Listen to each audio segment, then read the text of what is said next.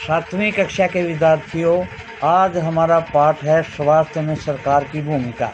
क्या भूमिका होती है, कल भी कुछ पढ़ा था और आज भी पढ़ते हैं। ध्यान से सुनना और इनमें मेन पॉइंटों का टिक मार्क कर लेना। भारत में बड़ी संख्या में डॉक्टर, दवाखाने और अस्पताल हैं। देश में सार्वजनिक स्वास्थ्य सेवाओं को चलाने का पर्याप्त अनुभव और ज्ञान भी उपलब्ध है। ये ऐसे चिकित्सालय और स्वास्थ्य केंद्र हैं जिन्हें सरकार चलाती है। सरकार अपनी जनसंख्या के एक बड़े भाग की देखभाल करने में समर्थ है, जो सैकड़ों हजारों गांवों में फैली हुई है। इस विषय पर हम बाद में अधिक विस्तार से चर्चा करेंगे। साथ ही चिकित्सा विज्ञान में बहुत असाधारण प्रगति हुई है, जिसके चलते देश में इलाज की नई तकनीकें और विधियां हैं। फिर भी दूसरा स्तंभ यह दिखाता है कि हमारे देश में स्वास्थ्य की स्थिति कितनी खराब है।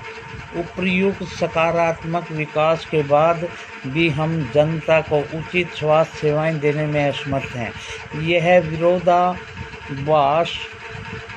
स्थिति है, जो हमारी अपेक्षाओं के विपरीत है। हमारे देश के पास पैसा है, ज्ञान है, अनुभवी व्यक्ति हैं, फिर भी हम सबको आवश्यक स्वास्थ्य सेवाएं देने में असमर्थ हैं। हम इस अध्याय में कुछ और कारणों को जानेंगे। की कहानी। हकीम शेख पश्चिमी बंग खेत मजदूर समिति के सदस्य थे, जो पश्चिमी बंगाल के खेतीहर मजदूरों का एक संगठन है। 1992 में एक शाम को चलती ट्रेन से गिर गए और उन्हें सिर में गंभीर चोटें आई। उसकी हालत बहुत नाजुक थी और उन्हें तुरंत इलाज की आवश्यकता थी। उन्हें कोलकाता के एक सरकारी अस्पताल में ले जाया गया, लेकिन उन्हें भर्ती करने से मना कर दिया क्योंकि वहां पर कोई बिस्तर खाली नहीं था। दूसरे अस्पताल में आवश्यक सुविधाएं या उनके इलाज के लिए जरूरी विशेषज्ञ नहीं थे। इस प्रकार अत्यंत गंभीर हालत में उन्हें 14 घंटे के अंदर 8 सरकारी अस्पतालों में ले जाया गया, किंतु किसी ने भी उन्हें भर्ती नहीं किया। अंत में उन्हें एक निजी अस्पताल में भर्ती कराया गया, जहां उनका इलाज किया गया। उन्होंने अपने इलाज पर बहुत पैसा खर्च किया। जिन अस्पतालों ने उन्हें भर्ती करने से इनकार किया था, उन्हें उपेक्षापूर्ण रवैये से नाराज और अक्षुब्ध होकर हकीम शेख ने एवं PBKSMS के कोर्ट में मुकदमा दायर कर दिया। आगे केस स्टडी है 2 बच्चों की, अमन और रंजन। अच्छे मित्र हैं दोनों। रंजन का परिवार साधन संपन्न है, जबकि अमन के माता पिता जैसे तैसे गुजारा चलाते हैं। अरे अमन, बड़े दिनों के बाद मिले, कैसे हो? मुझे वायरल बुखार हो गया था और मैं अस्पताल में जाना पड़ा।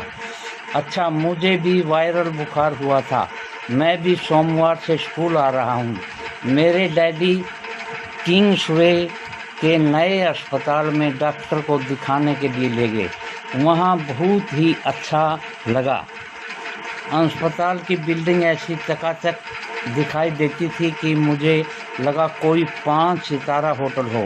डैडी कह रहे थे यह एक प्राइवेट अस्पताल है और बढ़िया से बढ़िया सुविधाएं यहाँ पर मिलती हैं। रिसेप्शन डॉक्टर काउंटर पर ही डैडी को 500 रुपये देने पड़े।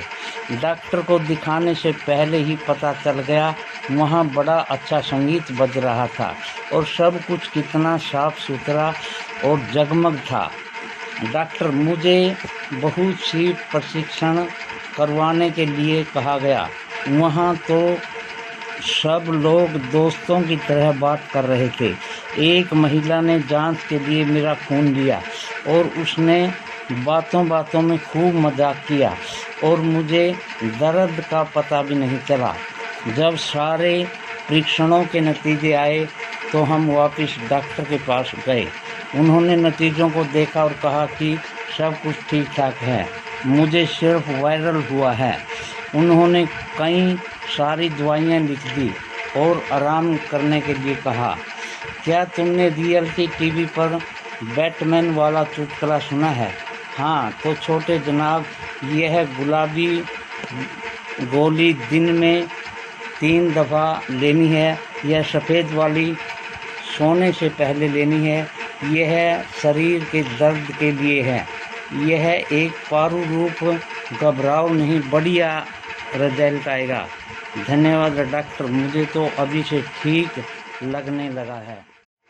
तुम्हें यह सारी बातें बताने के लिए मैं कब से इंतज़ार कर रहा हूँ। अच्छा अपनी तो कहो, तुम किस अस्पताल में है? जब हमारी हूँ वह तुम्हारे वाले अस्पताल जितना तो अच्छा नहीं था। पहले तो अब्बा मुझसे ले ही नहीं जाना चाहते थे, क्योंकि इसमें समय बहुत लगने लगता था। और सच तो कितना ज़्यादा समय लगा। हम एक बड़े से सरकारी अस्पताल में गए। हमें जो ओपीडी काउंटर पर ही एक लंबी लाइन में इंतज़ार करना पड़ा। मेरी तबीयत इतनी ख़राब हो रही थी कि मुझे पूरे समय अब्बा के सहारे टीका रहना पड़ा। हमें 3 दिन के बाद खून की जांच का नतीजा मिला। फिर हम वापस अस्पताल आए। उस दिन वहाँ कोई दूसरी डॉक्टर बैठी थी। मुझे इसका ओपीडी कार्ड दिखाओ और खून की रिपोर्ट जल्दी करो। तो वायरल हुआ लगता है। कोई फिक्र की बात नहीं, बुखार उतरने में यह गोली इतनी, इसे दे देना बस, और कुछ नहीं। मेरा अस्पताल तो था बहुत बढ़िया, पर उन्होंने मुझे बहुत ज़्यादा दवाइयाँ दे दी और मेरे इलाज के लिए 3500 रुपयों से ज़्यादा का खर्च हो गया। अरे इतना खर्च है? मेरे इलाज में तो सिर्फ 150 रुपये का खर्च ही हुआ। ये पीछे जो पर्सन दिए पाओगे 3500 और 150 वाले, ये आंकड़े आपने वहाँ पर लिखने हैं।